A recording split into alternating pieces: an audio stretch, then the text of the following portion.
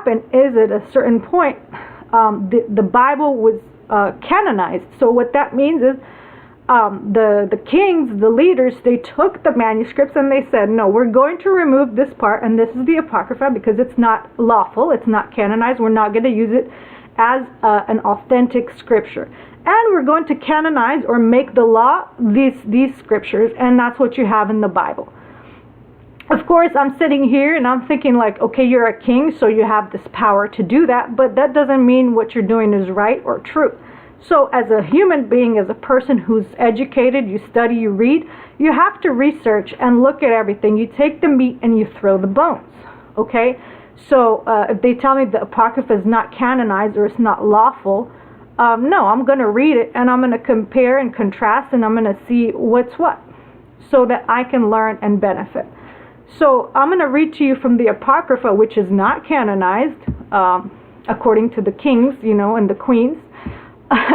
But first Maccabees, and that's chapter 3 and verse 48. Now this part in Maccabees, it talks to you about the Jews and how at that time they were grieving and mourning the loss of their city and the destruction of their city because of wars and colonization and conquering.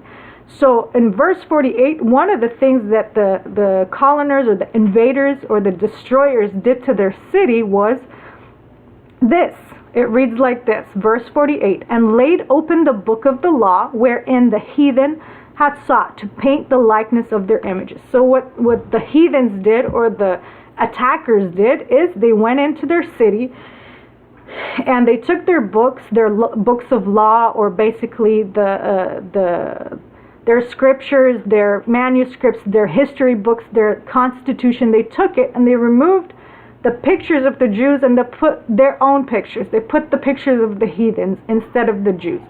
Now, of course, like I told you before, if you go, for example, to the Coptic Museum in Egypt, you're going to laugh. Why? Because you go inside and the most ancient picture painted for Jesus and the disciples, they are black people.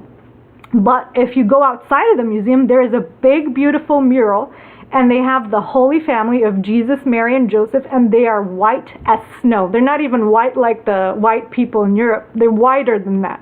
So it's very funny how the Coptics are hypocrites, and they get to do this. And but again, truth speaks for itself, right? So inside of the museum, you have them, like if it's in a museum, it must be authentic, right? Like, and it's outside of the museum. There's a mural, modern mural. Someone painted it or put it together, and they look white. So my question is, why do you change something? Why, if the Bible is like one way, why do scribes or Pharisees or liars feel like they can come and just change the truth? This is something that happened in the ancient times, not just now. And now, we all know, sometimes you'll say something and then someone else say, no, you said this, no, you said that, and add to what you said or remove something from what you said. And that's called lying, So why do we do that? Of course, people do that for their own benefit. So we have to be smart and wise, and we have to research and do our homework, find out what's the truth. And of course, after reading all these books, if you travel and you talk to people of different cultures, you're going to see the truth crystal clear. It doesn't become even a question. You see what nations do what and what nations don't do what. And it's not that difficult to put two and two together. So another thing I want to add basically is that, yes, the Bible has been changed. And it's still being changed as we speak, just like history. The scribes, they've been given a job. They're entrusted to document history. Today, we have the same issue.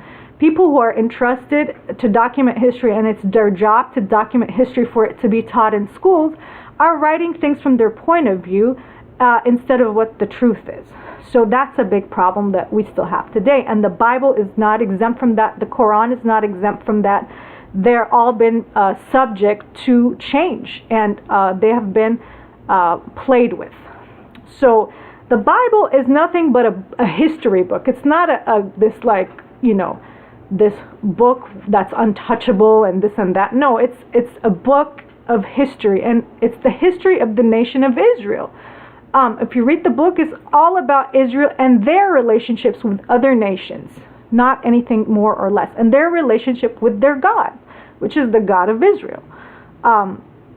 So that's how we should begin to see the Bible and other books. They're just books and they're recorded history. But let me tell you, truth is truth. Whether you write it, say it, or behave like it, truth is truth. So you can change a book all you want, but again, truth will stand and it will prove its own self. Now, I have an issue with Egyptians and what's going on in Egypt, because today, first of all, we know the library in Alexandria that was burned, and they try to tell you, in ancient times it was an accident that it was burned, but no, it was deliberate. They burned all our documents, our manuscripts to hide the truth.